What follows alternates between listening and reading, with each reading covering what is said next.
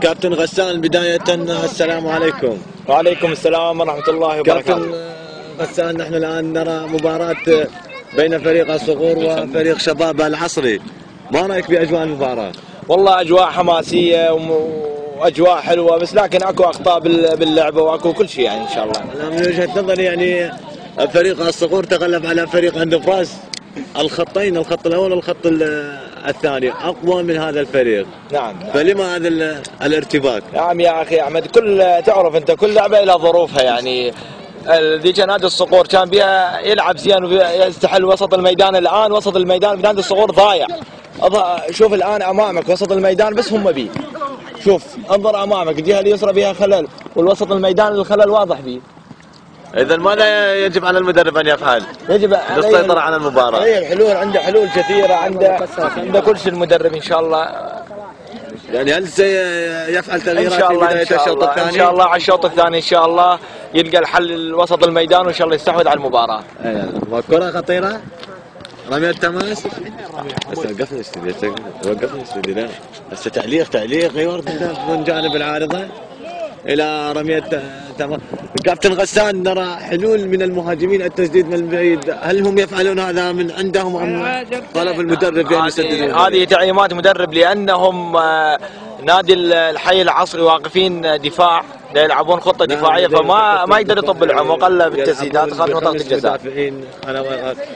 وأحمد محمد يلعب الكرة، رمية تماس لشباب الحي العصري.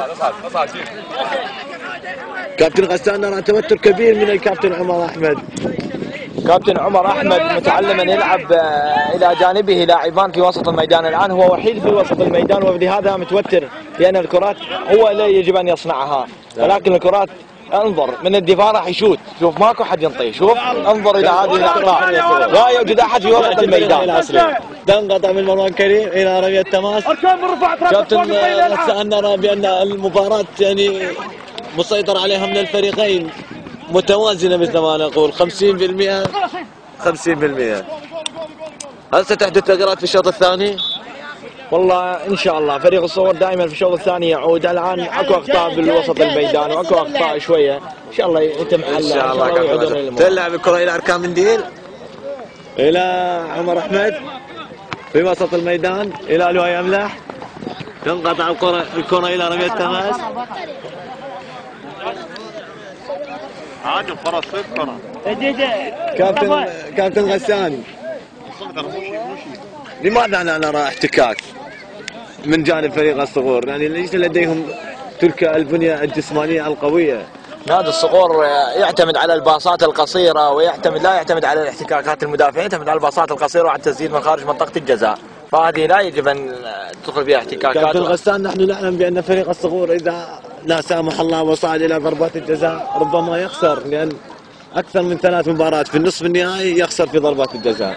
نعم أنا أتوقع غير ذلك، لأن كان حراس المرمى في تلك المباراة ليسوا مؤهلين إلى ضربات الجزاء. نعم، اليوم عندنا حارس مؤهل إلى ضربات الجزاء. نعم. وإلى خطأ إلى فريق حي العصري على تنفيذ الخطأ صاحب الرقم 5. تنقطع من عمر خميس كابتن فريق الصقور إلى محمد مزهر. يعني كابتن غسان، نرى الجهة اليمنى تشتغل في فريق الصقور والجهة اليسرى وكأنما يعني واقفة لا تستطيع التحرك. اكو خلل بها الجهة اليمنى. كابتن محمد مزهر مو بأيام لأنه مصاب ويلعب رغم إصابته، وهذا إن شاء الله تكتيك للمدرب. الشوط الثاني إن شاء الله نشوف. كابتن غسان، إذا تأهلتم إلى المباراة النهائية ستواجهون أما الحجاج أما فريق التأميم، من برأيك ترشح من تلك المباراة؟ أنا أرشح شخصيا الحجاج أن تصعد إلى المباراة النهائية. نعم، إن شاء الله اليوم احنا نصعد إن شاء الله. الحجاج فريق قوي. نعم. زين، ما رأيك بأجواء البطولة؟ والله أجواء البطولة حلوة ورائعة، وأجواء حلوة وبطولة منظمة بتنظيم حلو، وإن شاء الله تنجح. نرى توتر كثير من مدرب فريق الصقور سعيد مظهر، لما هذا التوتر؟ التوتر يا أخي، اللاعب من ينطيه مركز ما يلعب به، فهذا التوتر يجب يحصل عند المدرب بشع اذا اللاعب ما ياخذ مكانه في لكن الصحيح. باستطاعته ان يخرج انظر اللاعب الذي لا انه انا الذي الان يقف في اراه مركزه. يصيح على وسط الميدان، وسط الميدان فارغ لا يوجد به لواعي. لماذا لا يستجيبون اللاعبين المدرب عندما يقول لهم اقفوا في مكانكم في الوسط؟ اللاعب يقف، يعني نرى نحن الوسط يذهب الى الاجنحه اكثر يمين. اللاعب يقف في مكانه، ولكن عندما تتحول الكرة يذهب معها ولا يرى خلفه، فهذا هو الخطأ الموجود. تلعب الكرة الى عامر خميس، من عامر خميس الى صلاح، الى رمية تماس. كابتن غسان استعجال في فريق الصقور، نرى فريق الصقور يصل الى منطقة ال 18 منطقة الخصم، لكن لا يستطيعون تسجيل اهداف. نعم أخي أحمد، فريق الصقور يعني لا فريق متمكن، لكن الاستعجال يريد بس يهدف، فهذا هو الخطأ الموجود. الى ركلة حرة مباشرة لفريق الصقور. برأيك سيسجلون في هذه الركلة الحرة؟ هل عندكم لاعبين متمكنين يسجلون في الراس؟ أم نرى الكرة بعيدة؟ لو كانت في قرب 18 لكان عمر أحمد ربما يضعها في الشباك. عندنا لاعبين متمكنين من التهديف، ولكن أعتقد أن الشوط الأول سينتهي بنتيجة تعادل. على تنفيذ عمر أحمد لمسة يد واضحة، ولمستين يدين لا يراها الحكم. تلعب الكرة إلى عامر خميس في وسط الميدان. عامر خميس تنقطع الكرة من كابتن فريق الشباب العصري، هجمة مرتدة، ولكن هناك قلب الأسد في فريق الصقور عزوز. تنقطع رمية تماس إلى فريق الشباب العصري، إلى عامر خميس كابتن فريق الصقور. لمسة يد واضحة أيضا لا يراها الحكم. عامر خميس تنقطع الكرة ثانية. لما هذا التشتيت يا كابتن غسان من وسط الميدان؟ نحن نعلم أن وسط الميدان يلعب كرات قصيرة. نعم، أنا قلت لك سابقا أن الخلل الموجود في وسط الميدان لأن اللاعبين لا يقفون في مراكزهم المثبتة، فهذا هو الخطأ. عندما تذهب الكرة إلى عمر وتتم الهجمة من الوسط تسجل خطورة على الفريق الخصم.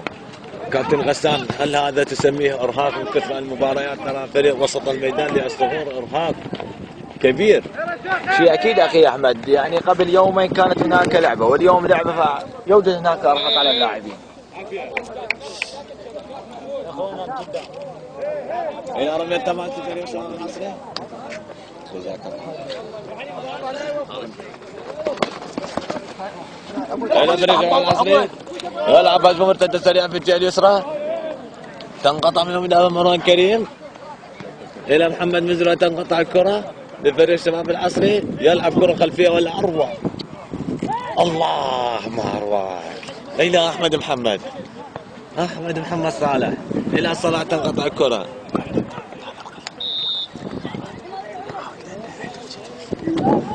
هجمة مرتدة سريعة، يسدد إلى صلاح، هدف. أخطر هجمة في المباراة، راحت وراء والله. أعزائنا المشاهدين، إلى هنا راحت وراء في هذا القدر من المباراة، وسنعلمكم فيما هو جديد.